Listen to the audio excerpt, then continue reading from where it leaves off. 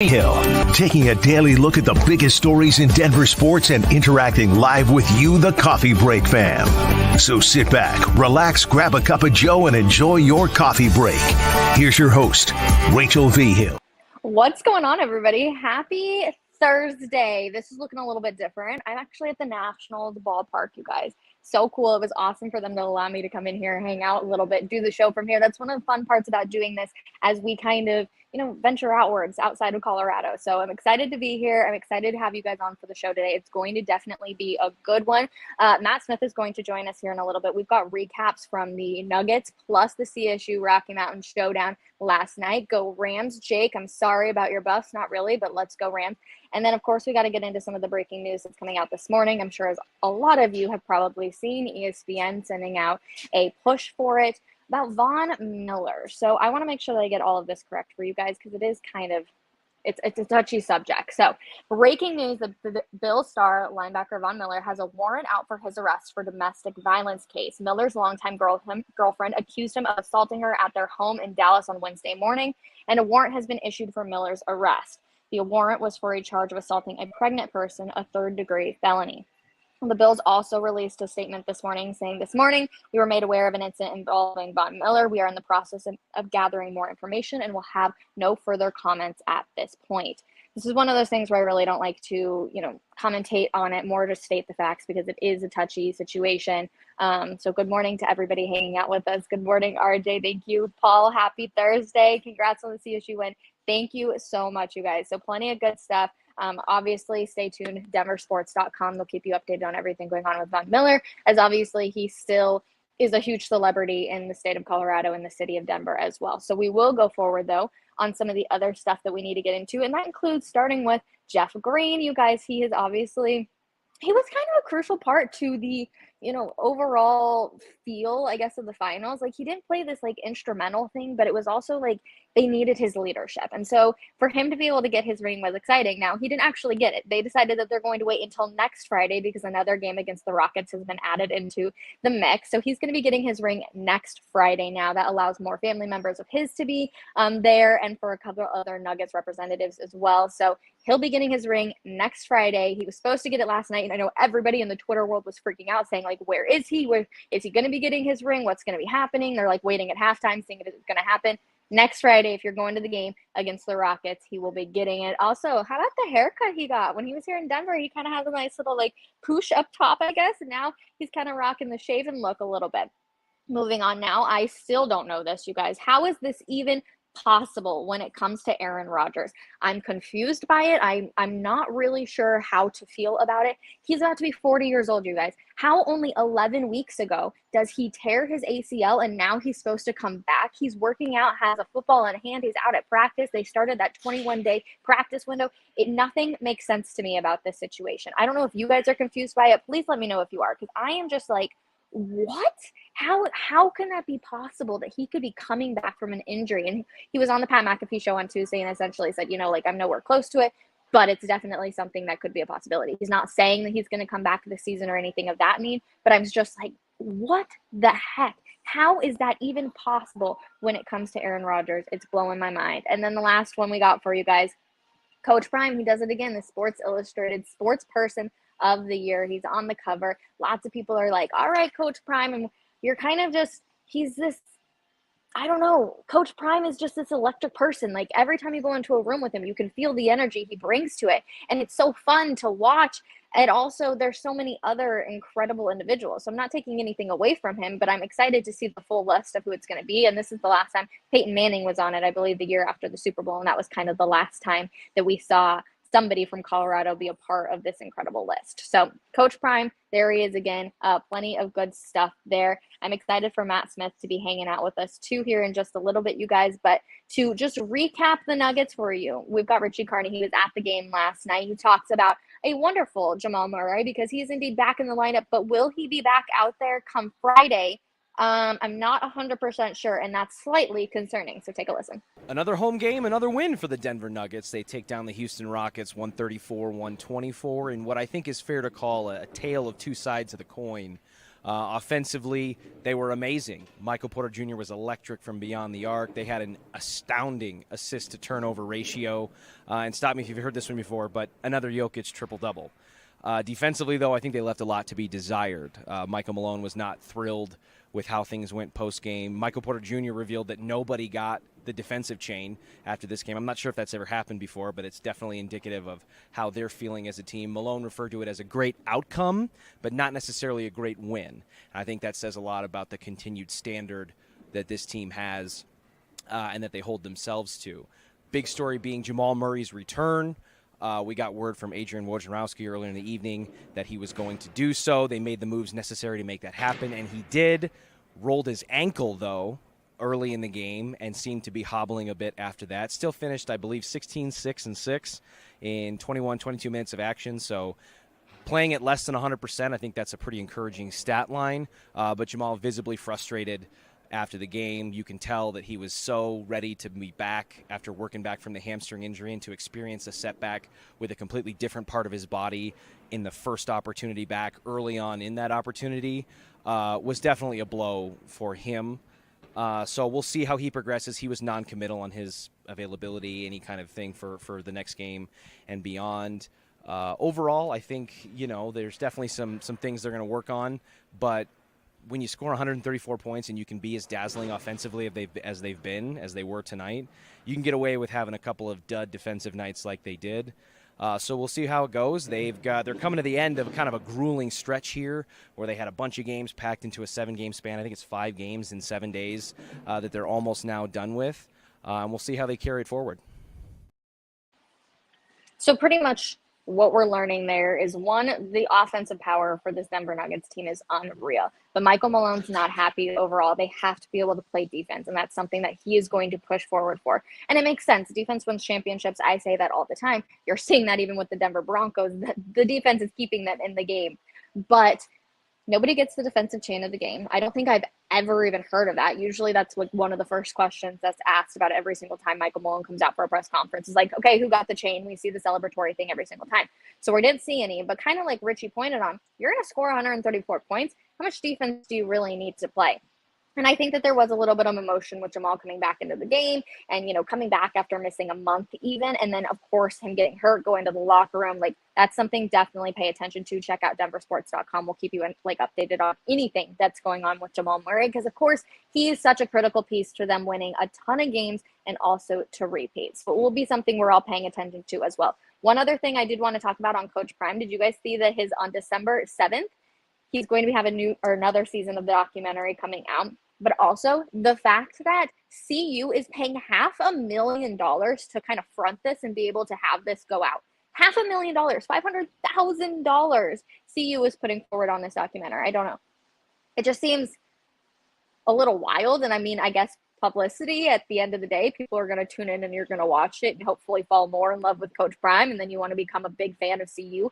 But $500,000 to front this, I just find that to be absolutely crazy. And they got full access, you guys. We saw the cameras every single time we were up in Boulder. They got full access all the time to everything, to the meetings, to, seeing the injuries, etc. So I know it's going to be like super in-depth and focused. And so I'm going to be really interested to watch it and just kind of see the different perspective that we get from Coach Prime. And you guys see all of his tweets and everything that he does. He is so, like every single day, wake up and be a greater person than you were yesterday. I think it's going to be a really, really interesting documentary. And I will definitely be tuning in on the 7th. Amazon Prime, if you do not have it, you can definitely check it out. I'm sure they're going to run some sort of deal when it comes to it.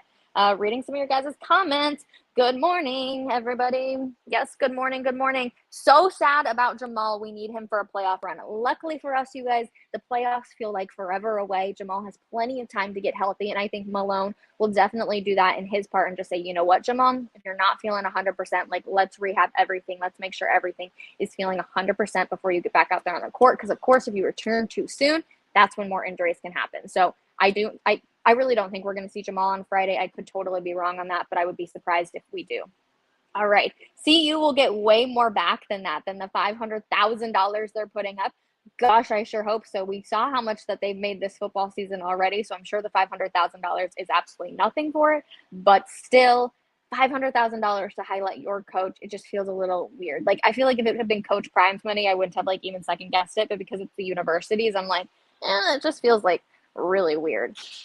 I also love this comment. Remember when Rick George said he didn't have the money to pay Prime? Yeah, well, they definitely got that and some, and that's for sure too. So something to watch, you guys, if you're in need of, you're hanging out on a Friday night or a Saturday and it's cold in Denver or wherever you're watching from, tune it on Amazon Prime. Again, really good stuff over there. Let's get into the Denver Broncos game against the Houston Texans. If you did not see it, CJ Stroud was named the AFC Player of the Month for the NFL. Dude, I can't even begin to explain this to you guys. He's a stud. He is such a stud, and he's so fun to watch. And I think it's going to be the first real challenge that the Broncos are going to see in a hot minute. And I think it's going to be a more difficult game than a lot of people are thinking because everyone's like, oh, he's a rookie. Like, he's going to make mistakes. Here's the thing about this rookie is that rookie can throw the ball all the way downfield and make big time plays. So I wanted to do like a little bit comparison of Wilson versus Stroud because I do think it's kind of fascinating. What I learned from here is he has 3,266 pass yards. Wilson has almost 2,200. They're throwing the ball, you guys. That is one thing you take from this stat line right here. We are seeing CJ Stroud be able to throw the ball all over the field. They are trusting him to put up yards. It's not just about the run game. That's crazy. And yes, he doesn't have the passer rating that Russell Wilson has, but we've also talked about this plenty, you guys, when it comes to essentially, hey, we're being really careful when it comes to Russell Wilson. They are trying to limit his mistakes. That's what the Denver Broncos are doing. I've been reading so many articles, and it's so funny because they're either highlighting Russell Wilson and his ability to be able to, like the fact that they're in this position now, they're in the hunt for the playoffs, or it's on the complete opposite end where they're saying Russell Wilson's doing nothing but being a game manager. There's like no in between. It is either A over here or B over here, you guys. And I've been very critical of Russell Wilson because I wanted him to do more. But at the exact same time, who cares as long as they win games? That's all I think a lot of us care about at the end of the day. But it is just fascinating to kind of compare, somebody who a couple years ago we were all like, oh, he's a Hall of Fame quarterback no matter what, to CJ Stroud, who's just a rookie, and what that's looking like. Now, the other fun storyline when it comes to this weekend is DeMeco Ryans was up to be the coach of the Denver Broncos. And a lot of people were heartbroken that he chose to go to the Houston Texans. Now, he obviously had ties to the Texans, but it's kind of this full circle moment already because, NFL Network had come out with a report right before they had hired Sean Payton saying that they had a 11th hour call to try and get DeMeco to come out. And then he ultimately chose the Texans. And then Greg Penner comes on and he's like, well, that's not actually true. We were all in on Sean all the time. It didn't really matter. And it's kind of this one team's going to be really happy with what coach that they picked. And may the other be like, oh, I wish, because Sean Payton also interviewed with the Texans. He did I believe a virtual interview. So I think that that's going to be a weird storyline too. And it's not really that big a deal, but I think it's always fun to kind of watch. And I think there's always a little bit of a chip on your shoulder. You kind of got to get yourself hyped up for game day and be like, all right, how can I beat this opponent? What else do I have in my pocket against this opponent? And I do think that a lot of fans, myself included, and maybe even Coach Sean Payton or DeMeco Ryans will look at it and be like, okay, there's a little chip on my shoulder. Let's see what that's looking like too. And again, this weekend's game is massive. Absolutely massive. The playoff probability, they have to win. If they win, it's a 55% chance. And if they lose, it goes down to a 15% chance that they're able to make the playoffs. Again, if they, the best case scenario, no matter what, if they are able to pull it off, it's a 67% chance. So that includes all the other teams too in the league as well. So that's a massive boost compared to, I think, what was it, you guys? 4 weeks ago, we were all looking at it hey, this is a 2% chance that they can do it. Now, they lose and everything that absolutely hates it goes down the drain, then it goes to a 12% chance for this Broncos team. So this is a must-win game. This is a playoff game. That's what it needs to be. It's going to be intense. It's going to be fun. And you guys, the other thing that's crazy about CJ Stroud is he had 3 interceptions. He's got, I believe, 5 interceptions. Yeah, 5 interceptions, and 3 of those came in one game.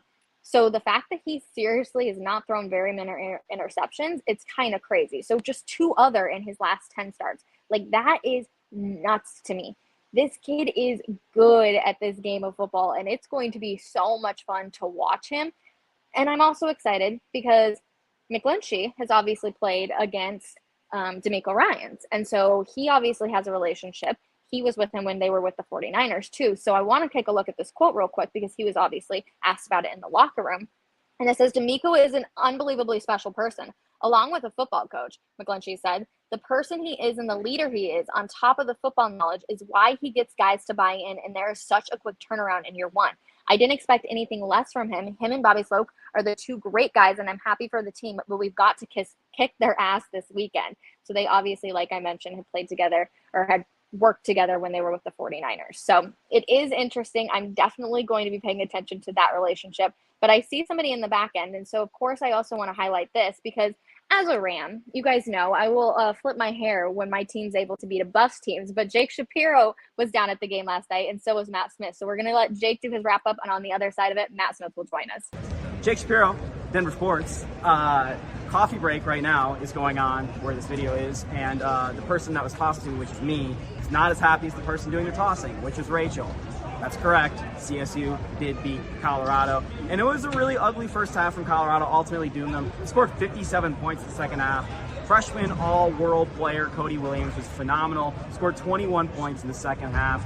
Really showed out and turned it to another level, showed that he is a future NBA lottery pick, but ultimately it was the guy who he replaced, Nick Clifford, who transferred to CSU, who did a lot of dirty work, did a lot of good things for CSU, and they forced a ton of turnovers. It's ultimately the reason why the Rams won, the number 20 overall ranked Rams in the polls, and they might go into Mountain West play undefeated. They're going to keep climbing. Colorado, meanwhile, has got a tough game coming up against Miami, and these two teams, let's just cross our fingers and hope they meet deep into March Madness, because these two teams could be really good come a couple months. It's rusty now for Colorado. Colorado State, they shot well. It's their home floor, to be expected. So Jake Shapiro signing off. Fort Collins, 88-83. Colorado State. Rachel, I'm not going to cry. Well, first of all, I love Jake being like, all right, one person's going to come away happy here, and the other person's not really going to. But Matt Smith, are you happy that the Rams beat the Buffs? Because I have my feeling the answer is a big fat no.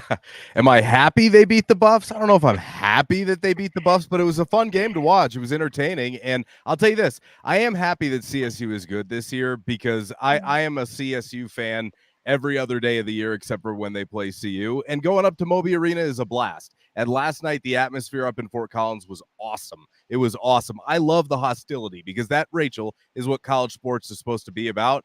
And congratulations to CSU and Nico Medved and the whole crew there, because that's a huge win for that program. Coming off a top 10 win over Creighton, that's another resume builder. And for the Buffs, 5-2, and really not a very good chance to get anything out of this non-conference unless they somehow find a way to beat Miami. But this team right now is having some problems.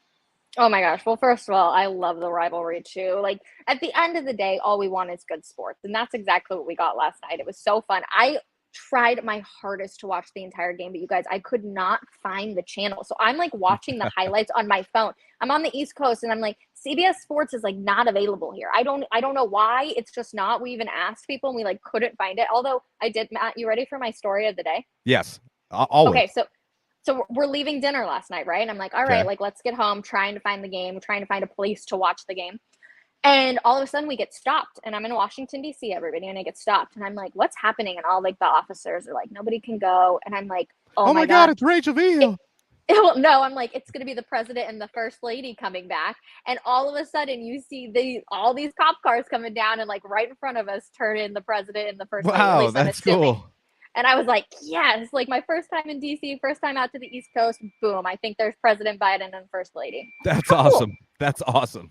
Really cool Right? stuff. Yeah, really cool stuff.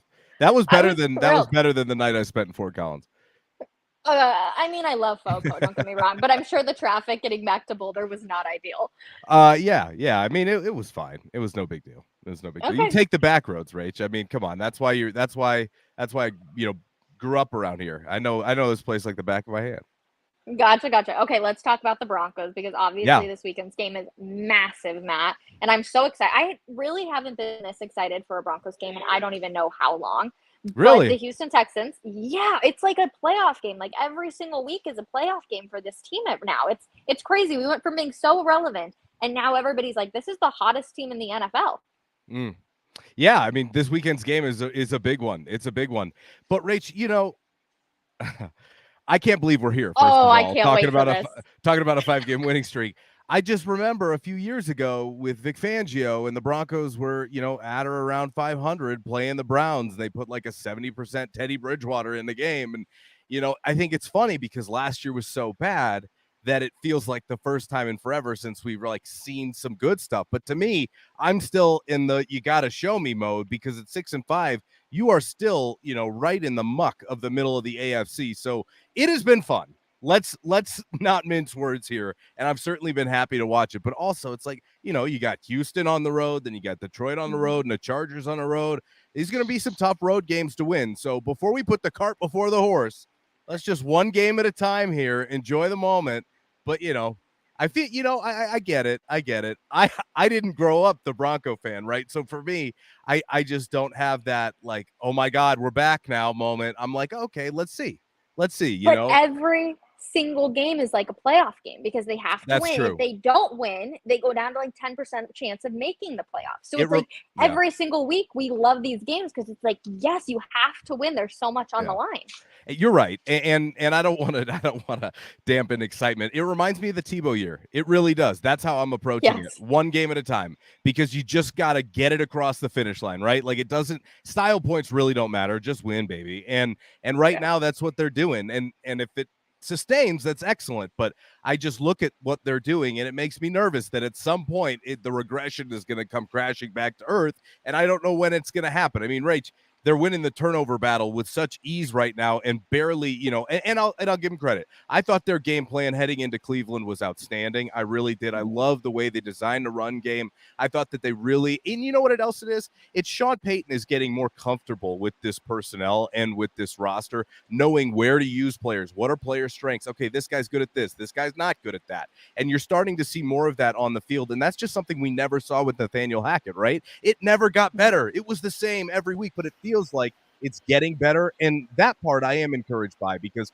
Sean Payton was brought in here, traded for, and signed to a big contract because they wanted to expedite the process. Not only did they want to, they had to, and Sean Payton is starting to do that. So with the improved play of Russell Wilson, right? He's not making as many mistakes, and that offensive line is playing like they're paying them to, which is really important. Per PFF, I think Quinn Miners is like the number 1 rated guard in football, and I think Bolts is like the number 1 rated tackle, which is crazy. So if you can get all of these things to continue building, then I think you do have something to be excited about here. I'm just taking it one game at a it's Tebow mindset here.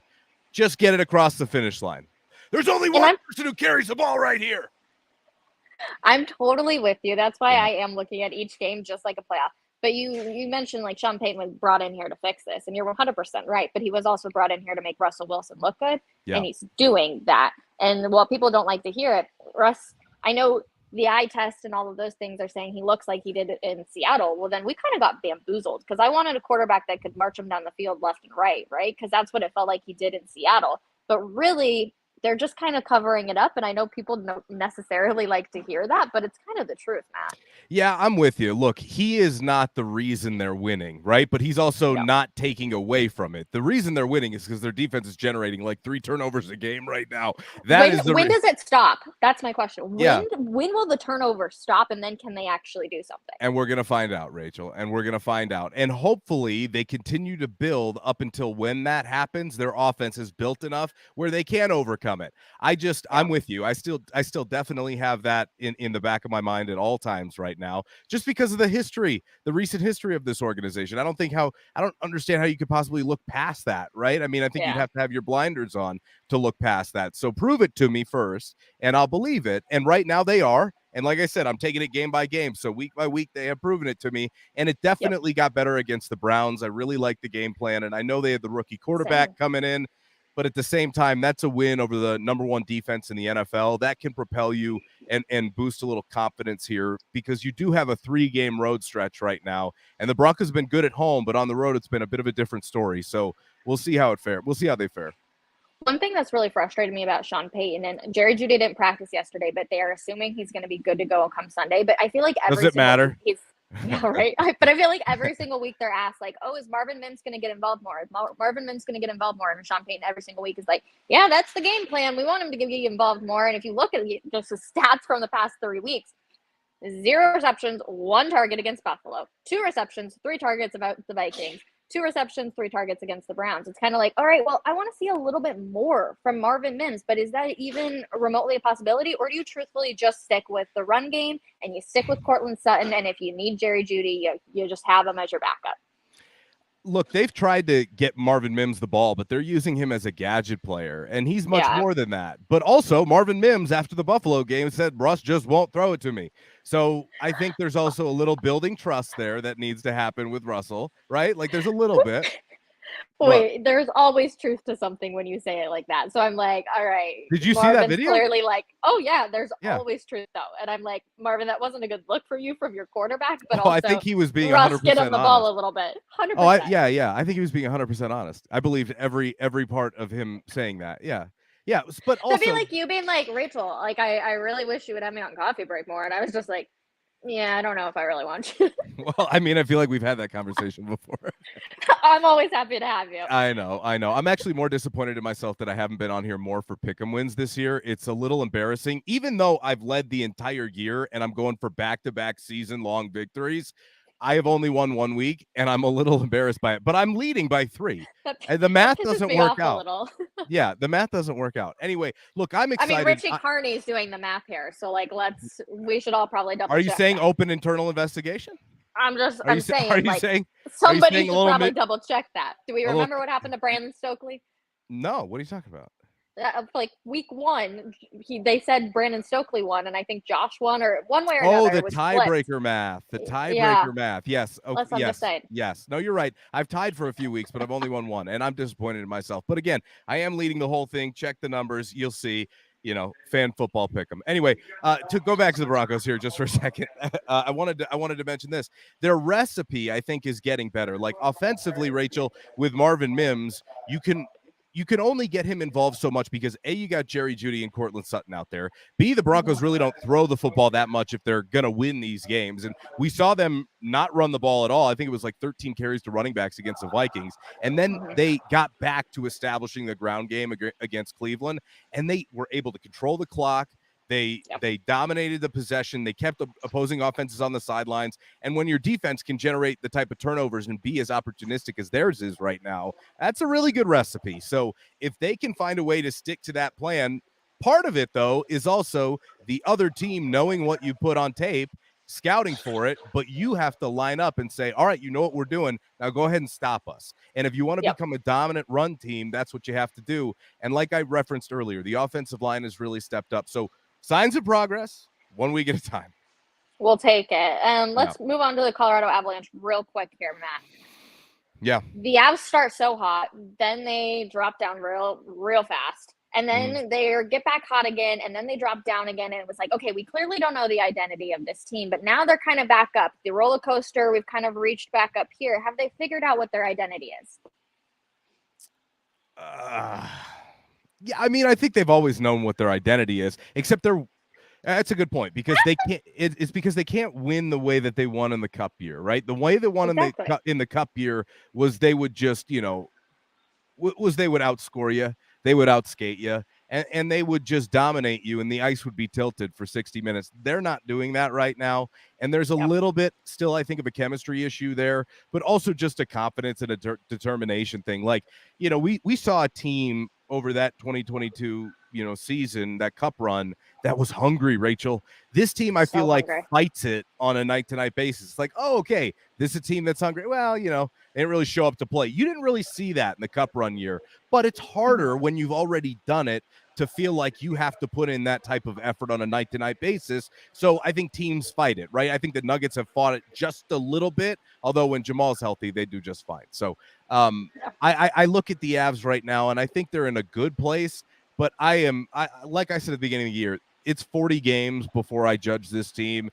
Patrick Kane just signed with the Red Wings, so that's an option off the table. We don't know what's going on with Arturi Lehkonen. Apparently last week he was out of the neck brace. What's the story there? They will need more reinforcements because they're not strong enough yet. They're going to have to win 4-1 games, not 6-3 games this year. You know what I mean? This is a team that's going to have to be able to defend at a higher level. And what you talked about, that rocky stretch. their defense in that rocky stretch rate just wasn't that great, and they were allowing too many grade A looks at Alexander Georgiev. They've stepped it back up. They're not allowing as much, and I think as long as they string that together, tonight is a good chance against the Coyotes to play a team down in the desert that is feisty. That's not a place that they ever get out of there easily with a win. Usually there's a little blood involved, so I'm looking forward to tonight's game. It should be. The Arturi Lehkonen thing would be like, it's just as crazy to me as the Aaron Rodgers thing. Like, if he were to come back at some point this season, I'm literally like, dude, your neck was like destroyed. Like, how can you do that? The same thing with Aaron Rodgers. I'm just like, how is that even possible? Like, it's the same thing for me. I just can't imagine my neck being in that situation. Look, you never want to root for anyone to get hurt, but am I the only one that wants Rodgers, to step out there first play and, Oh, I guarantee there would be money down on it. 110%. Like, there's no way people wouldn't be. He'll be insufferable, Rachel, if he stays healthy. Insufferable. Could you imagine? We won't be able to hear the end of it. No. All right, Matt Smith, as always, an absolute pleasure, my friend. Thank you. We will definitely have you on. I'm back in town next week, so maybe we get you live in studio. I haven't seen you down there in a minute. I don't know about that. I don't know about that, Rachel. Live in studio? I mean, come on. Where are you right now, DC? I'm in DC, baby. We're at Nationals Park. Nice. What are you doing there? I just asked if I could do the show here live today, and they were like, sure, why not? And I was like, awesome. Perfect. I appreciate you. Shout out to the Washington Nationals. We love it. Thank you guys. A town that actually enjoys baseball, unlike Denver. All right, Matt Smith. We enjoy it. We just don't have any good baseball. Yeah, exactly. So really, we enjoy bad baseball, not a chance. All right, everybody in the comments, love you as always. Thank you for hanging out with us. We'll be back 10:30 tomorrow morning for another episode of Coffee Break. We will see you guys then. Bye, everybody.